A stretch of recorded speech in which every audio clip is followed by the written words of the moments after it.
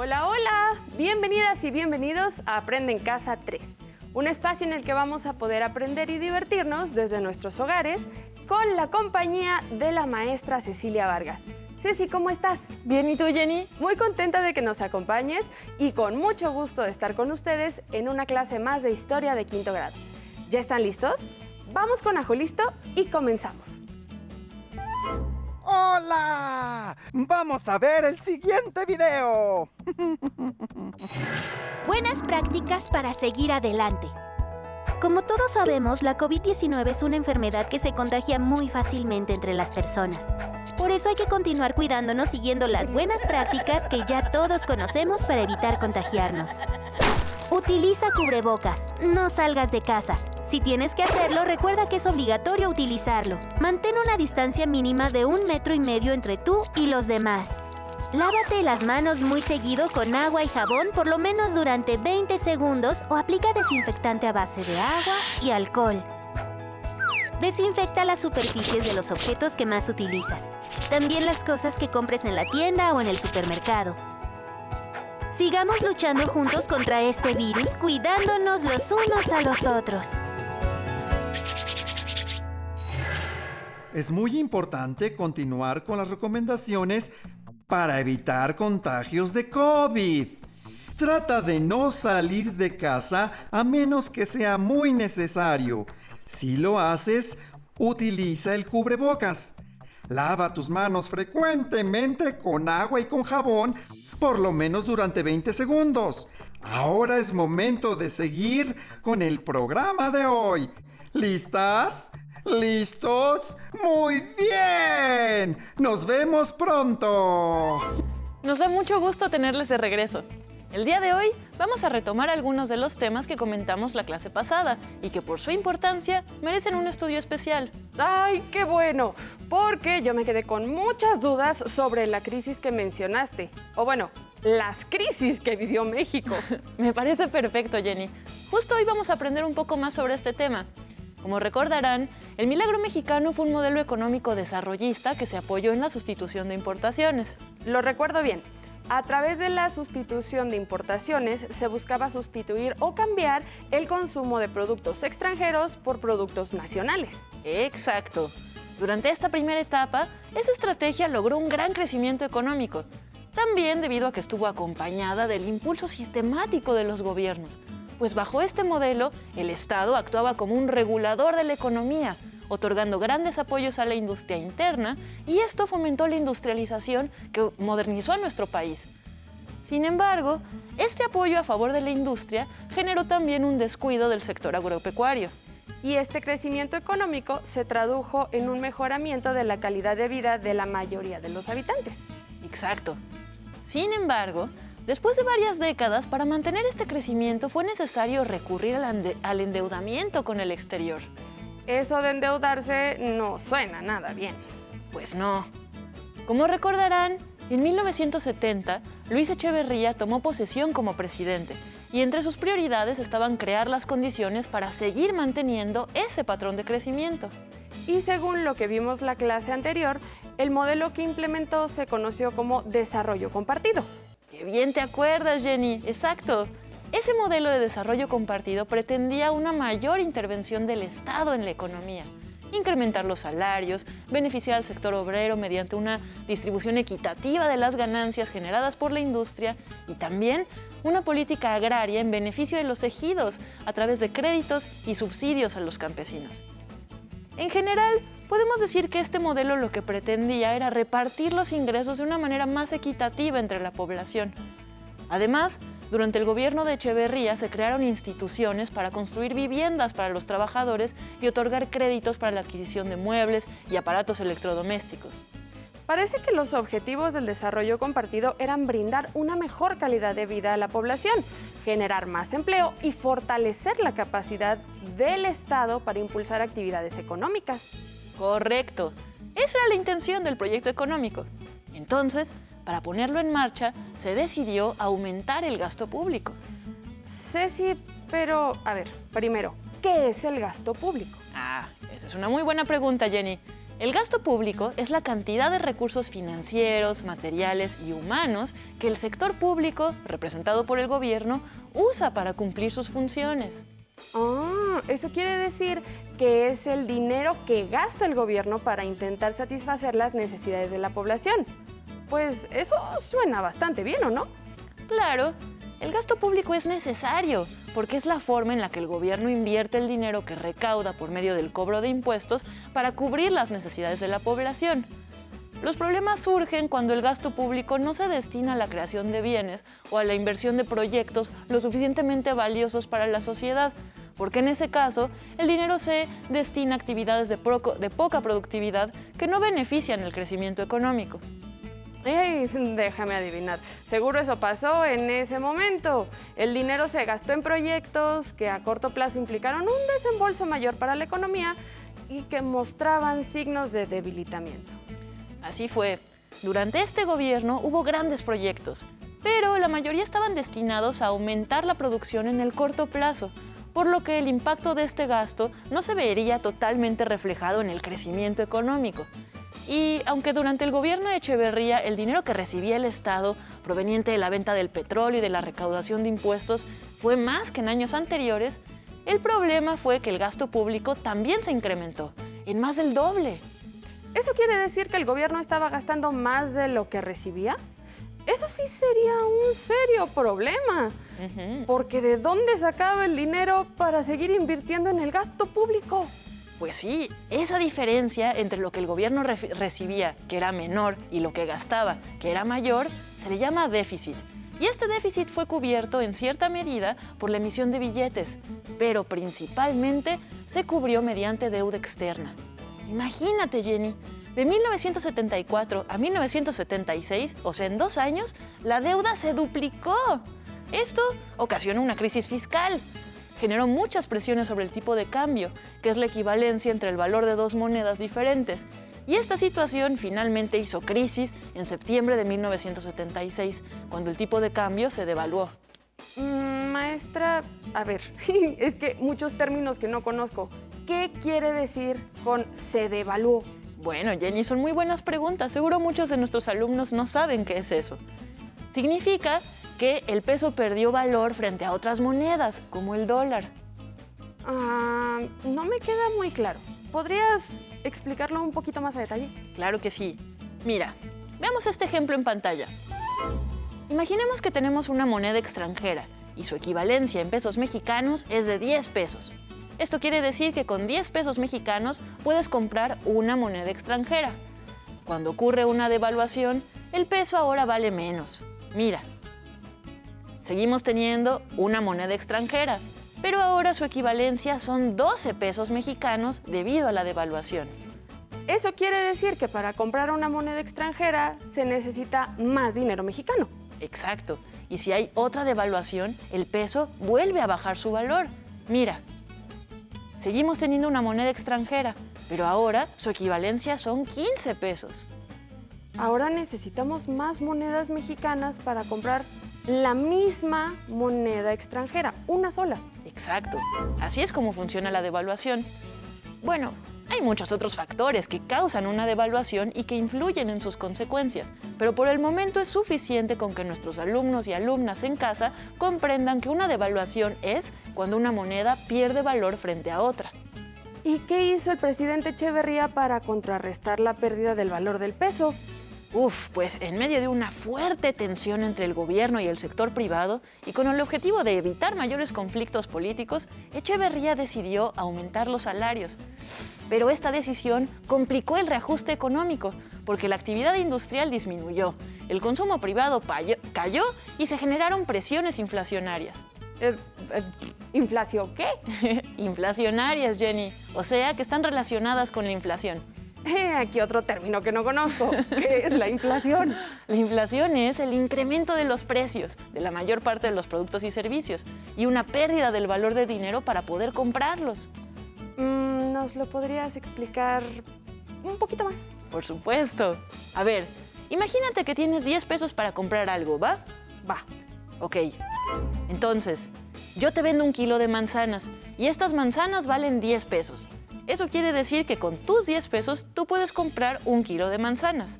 Pero cuando se presenta la inflación, el precio de las manzanas aumenta. Entonces, ahora el mismo kilo de manzanas vale 15 pesos, pero tú sigues teniendo solo 10 pesos. Eso quiere decir que con el mismo dinero de antes ya no podrás comprar el mismo kilo de manzanas. Ahora debes adquirir menos cantidad de producto. Y si se presenta una nueva inflación, entonces ahora el kilo de manzanas cuesta 20 pesos. Y yo solo tengo los mismos 10 pesos. Correcto. No, pues ahora no voy a poder comprar ni siquiera la mitad del kilo de manzanas. Pues eso es lo que sucede con la inflación, exacto. Cuando los productos valen más y el dinero pierde valor para adquirirlos. La inflación es normal siempre y cuando esté controlada. El problema se presenta cuando la inflación es desmedida y existe un gran aumento de los precios. ¿Te quedó más claro lo que es la inflación, Jenny? Sí, bastante más claro. Perfecto, pues continuemos. En 1976 terminó el periodo presidencial de Echeverría y empezó el de José López Portillo. Y la principal preocupación de López Portillo, era disminuir el déficit entre lo que percibía el gobierno y lo que gastaba. Y algo que contribuyó a disminuir ese déficit fue que en 1978 se descubrieron enormes yacimientos de petróleo en el sureste del país. Y esto permitió que México se recuperara un poco, que disminuyera el déficit, que pagara sus deudas externas y que aumentara el gasto público. Y si no mal recuerdo, en estos años, debido a la crisis del petróleo, el precio del petróleo aumentó, lo que benefició a México como país productor, ¿cierto? Porque recibió grandes cantidades de inversiones y créditos para explotar esos yacimientos. Exacto. Y gracias a las ganancias de esas ventas, el gasto público aumentó. O sea que el gobierno comenzó a invertir en obras y proyectos para continuar con los subsidios que venían de gobiernos anteriores. Pero cuando los precios del petróleo comenzaron a regularse, el gobierno mexicano de nuevo ya no tuvo cómo mantener la balanza y se encontraba otra vez en déficit. Por lo que, para mantener el nivel del gasto, tuvo que financiarse por vía de la deuda. O sea que el gobierno estaba gastando más de lo que ganaba y para llenar ese vacío pidió dinero prestado otra vez. Eso. Recordemos que el problema principal de este momento era que nuestra economía se había vuelto demasiado dependiente de los ingresos petroleros. Entonces, cualquier variación en los precios del petróleo afectaba gravemente la economía de nuestro país. La situación era complicada y se volvió insostenible cuando una nueva devaluación se hizo presente. ¿Otra? Así es. En febrero de 1982, el peso perdió casi la mitad de su valor frente al dólar. Y así, López Portillo cerró su gobierno con una devaluación, estrategias por contener la crisis y tensiones con el sector privado. En esta ocasión, el conflicto fue con el sector bancario, porque en septiembre de 1982, López Portillo tomó la inesperada decisión de expropiar los bancos comerciales. ¿Expropiar los bancos? Es decir, que los bancos pasaron a ser propiedad de la nación a cambio de una indemnización, ¿no? Lo vimos con Lázaro Cárdenas y la expropiación petrolera. Exacto, Jenny. Para cuando Miguel de la Madrid asumió la presidencia en ese año de 1982, México ya no podía pagar la deuda. Las presiones sobre el gobierno eran muchas, tanto externas, de parte de los organismos que exigían el pago de la deuda, como internas, porque la población perdía su poder adquisitivo y se incrementaba la pobreza y la desigualdad. Maestra Ceci, ¿y esa fue la última devaluación del peso en México, espero? Para nada, Jenny. Veamos la siguiente tabla que nos ayudará a comprender de mejor manera las distintas devaluaciones que sufrió el peso mexicano en las últimas 3 décadas del siglo XX. ¡Ándale! Veo que en el gobierno de Luis Echeverría un dólar equivalía a 15 pesos con 36 centavos. Pero para el gobierno de López Portillo en 1982, para adquirir un dólar, se necesitaban 148 pesos con 50 centavos. Es una diferencia abismal. Sí, pero y espérate. Mira, para el gobierno de Miguel de la Madrid, para adquirir un dólar ya era necesario pagar 2,291 pesos con 24 centavos. A ver, nada más que yo aquí no entiendo ¿por qué en el gobierno de Carlos Salinas de Gortari dice que para comprar $1 se necesitaban 3 pesos con 49 centavos? ¿Acaso el peso por fin recuperó su valor? Muy buena observación. No, de hecho, debido a la inflación provocada por las constantes devaluaciones del peso, durante el gobierno de Carlos Salinas se optó por crear un nuevo peso que retiraba 3 ceros a la moneda para darle un valor más real. Así, el dólar pasó de costar 3,000 pesos a tan solo 3 nuevos pesos. No obstante, al final del sexenio de Salinas, el dólar duplicó su valor en pesos, generando otra fuerte crisis en 1994. Ay, no. ¿Y qué pasó con la inflación? Lo mismo. Los precios de los productos se elevaron de una manera exorbitante. Miren, durante el gobierno de Luis Echeverría, la inflación aumentó 126.06%, es decir, que en promedio el precio de todos los productos aumentó 126 veces, aunque no de cada producto en particular, sino que la inflación es un porcentaje que se saca sumando el precio de una gran cantidad de productos y se compara con el precio de esos mismos productos el año anterior. Y para el gobierno de López Portillo hubo una inflación de 417.69%. Luego, para el gobierno de Miguel de la Madrid, la inflación fue de 4.030.75%. ¿Qué? Oh, sí. Esto nos ayuda a comprender la manera en la que los precios aumentaron y cómo eso impactó en la vida de las mexicanas y los mexicanos, cuyo dinero ya era insuficiente para adquirir los productos necesarios para vivir. Es por esto que se dice que en estos años México vivió un periodo de crisis económica. ¿Y cuál fue la solución que propusieron?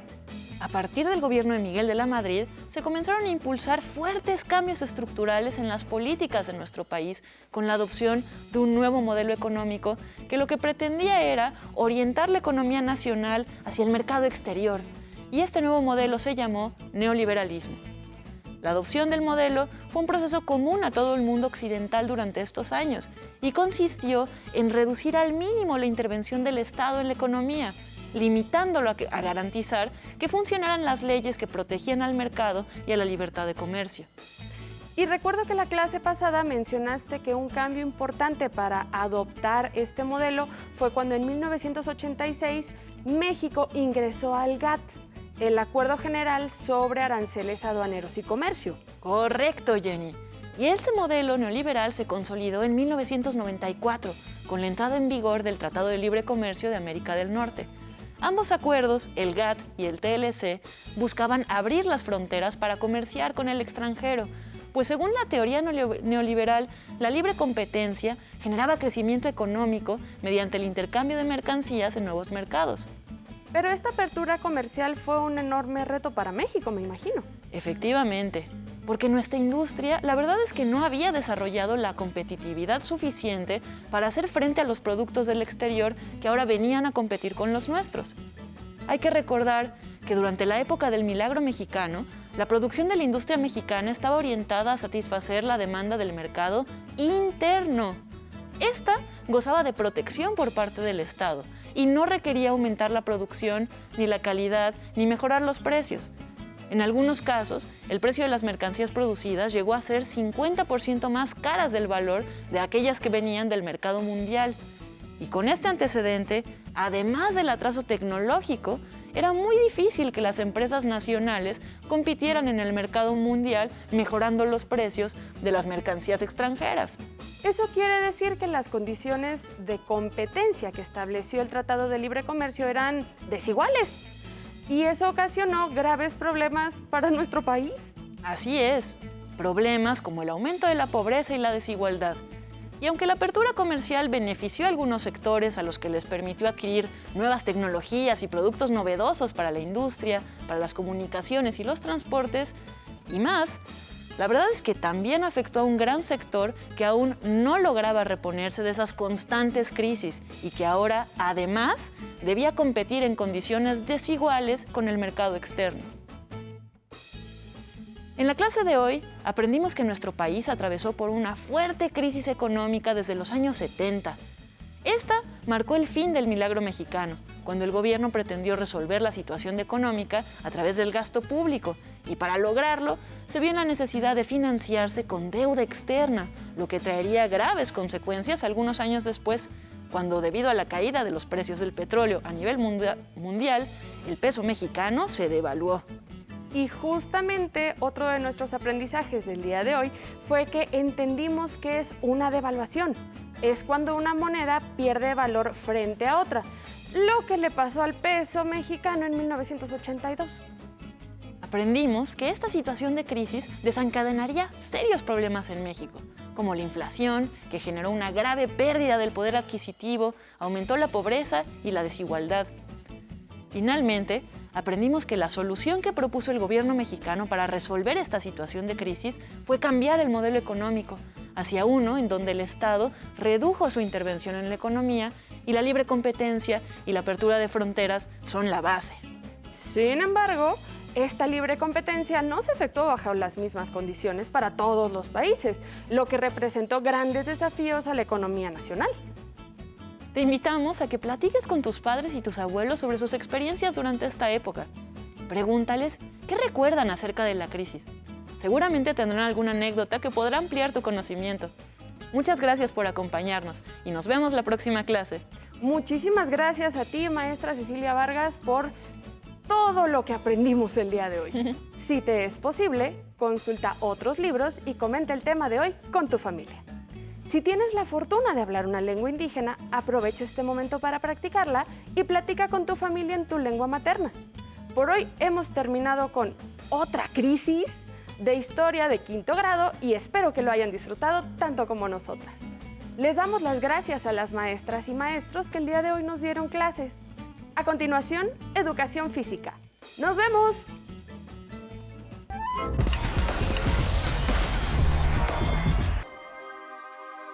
Hola chicas y chicos, ¿cómo están? Espero todos se encuentren muy bien en casa.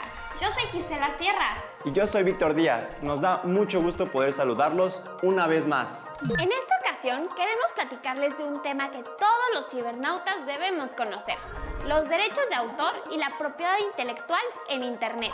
Acompáñenos. Y pongan mucha atención. Cuando los maestros nos dejan tareas, todos hemos utilizado el Internet para buscar información y así poder realizarlas, ¿no es así? Pero, ¿sabías que si utilizamos la información o los trabajos de otros cibernautas sin su permiso, podríamos estar cometiendo un delito? Por esta y otras razones, es necesario conocer cuándo y cómo podemos usar el trabajo y las ideas de otras personas, respetando así los derechos de autor y la propiedad intelectual. Como ya lo hemos platicado, el ciberespacio nos abre las puertas a nuevos mundos de oportunidades y conocimientos. Pero es importante recordar que así como nuestro yo digital es privado, la información que existe en la red también le pertenece a otros y por lo tanto hay que respetarla. Cuando te encuentres con algo que quieras utilizar en el ciberespacio, te invitamos a tomar en cuenta las siguientes recomendaciones. Cuando tomes contenido de algún sitio web para tus tareas, asegúrate siempre de mencionar el nombre del autor o la página donde obtuviste la información y la fecha de consulta. Si tú no lo hiciste, grabaste o escribiste, entonces no te pertenece. Así que recuerda siempre mencionar de dónde o de quién proviene. De esta manera evitarás incumplir las leyes que protegen los derechos de autor. Nunca y por ningún motivo descargues o compartas programas, juegos, textos, películas o libros si no son de acceso libre o si no cuentas con la autorización de su creador. Si lo hicieras, podrías estar cometiendo una falta grave y esto podría traerte problemas. Si no cuentas con los permisos necesarios, no utilices ninguno de estos contenidos. Internet ha sido una plataforma muy importante para que muchos artistas y creadores puedan difundir su trabajo. Sin embargo, esto también ha ocasionado que algunas personas se aprovechen de esta situación, robando o copiando el contenido que no es suyo, lo cual perjudica el reconocimiento y beneficio económico de quienes lo crean. Cuando consumes o compartes contenido pirata, alguien más deja de ser remunerado por su trabajo y en cambio le das dinero a los delincuentes para que sigan haciendo daño. Es por ello que nunca debemos hacer uso de contenidos ilegales, lo cual evitará que algunas personas se beneficien y perjudiquen a otras. Al navegar por internet, un cibernauta responsable como tú debe recordar lo siguiente: tu yo digital puede aprender mucho en el ciberespacio, pero asegúrate de hacerlo honesta y responsablemente. Cuando utilices contenido de la red, siempre recuerda mencionar quién lo hizo o dónde lo encontraste. Antes de descargar, compartir o utilizar el trabajo de otros, consulta, respeta y decide. Tu yo digital siempre sabrá hacer lo correcto. Esperamos que la información y los consejos de hoy te hayan sido de ayuda. Y no olvides compartir este valioso conocimiento con otros cibernautas responsables como tú. El ciberespacio también es tu espacio. ¡Cuídate! Nos vemos, chicas y chicos. ¡Adiós! Si no tienes el libro de texto o necesitas ayuda para responder las preguntas, contáctanos. Para solicitar apoyo pedagógico, comunícate con maestras y maestros de lunes a viernes de 8 a 20 horas al teléfono 55 41 72 04 13 con 100 líneas. También puedes encontrar los libros de texto en la página conalitech.cep.gov.mx. Si quieres volver a ver los programas de Aprende en Casa, los puedes encontrar en la siguiente liga: aprendeencasa.cep.gov.mx. ¡Atención! ¡Atención! A continuación, información importante. A este número puedes llamar cuando tú o alguien cerca de ti tenga una emergencia.